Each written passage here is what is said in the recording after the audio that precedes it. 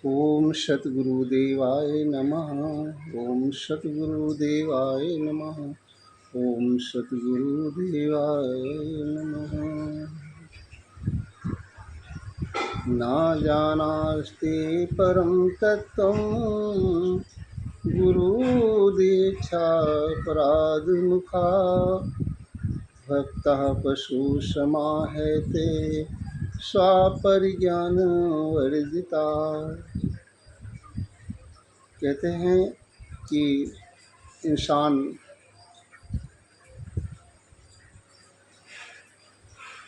तब तक नहीं होता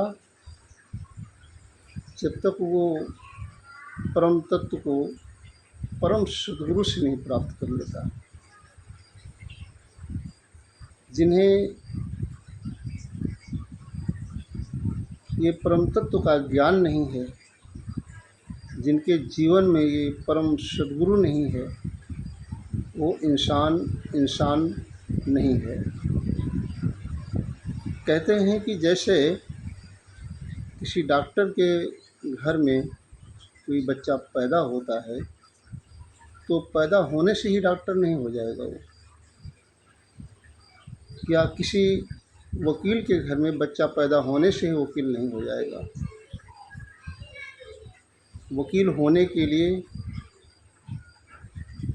लॉ फाइनल करना पड़ेगा, डॉक्टर होने के लिए MBBS फाइनल करना पड़ेगा। इसी तरह से मनुष्य होने के लिए जो सारे होने में समाहित है उसे जानना पड़ेगा, परम सद्गुरु के चरणों में जाना पड़ेगा और परम तत्व को जान के समर्पण होना पड़ेगा। अगर ऐसा नहीं है तो फिर वो मनुष्य नहीं है। एक बात इस समझ में नहीं आती कि इंसान ये सब कुछ बनना चाहता है।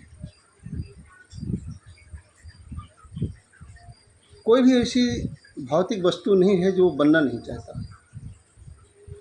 लेकिन इंसान क्यों नहीं बनना चाहता, ये दुर्भाग्य है मनुष्य का। वेद उद्घोष करते हैं कि मनुर्भव, तुम मनुष्य हो नहीं, मनुष्य बनो।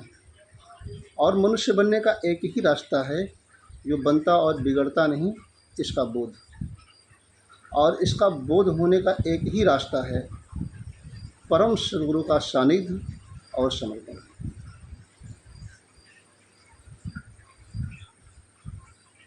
यदि समर्पण नहीं है, सानिध्य ही प्राप्त हो गया, तभी कोई बात बनने वाली नहीं है। कहते हैं कि ना जानास्ति परम तत्त्वं गुरु दीक्षा प्राज्ञमना भक्ता पशु समाहते स्वपरिज्ञान वर्जिता। अगर स्वयं का ज्ञान नहीं है तो वो इंसान नहीं, पशु के समान है। तो इस धरती पे मनुष्य के रूप में आए हैं,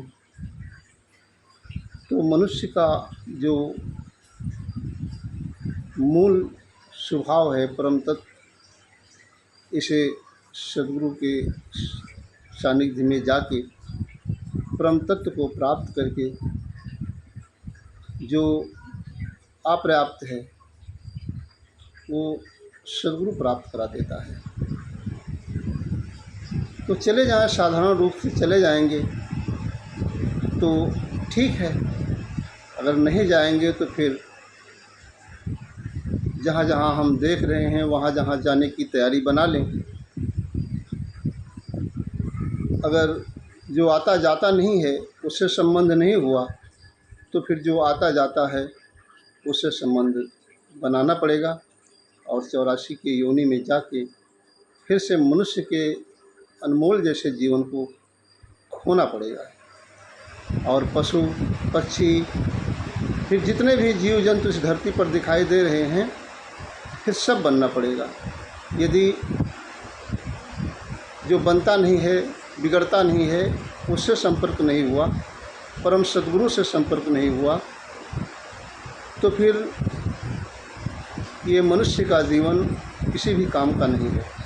ये मिला ही इसीलिए है कि हम अपने स्वरूप की जानकारी करके इस संसार रूपी मोह से मुक्त हो जाएं। अगर ऐसा कर पा रहे हैं तो सौभाग्य है। ये शरीर परम धाम है, नहीं तो ये अधम है और अधम ही रहेगा।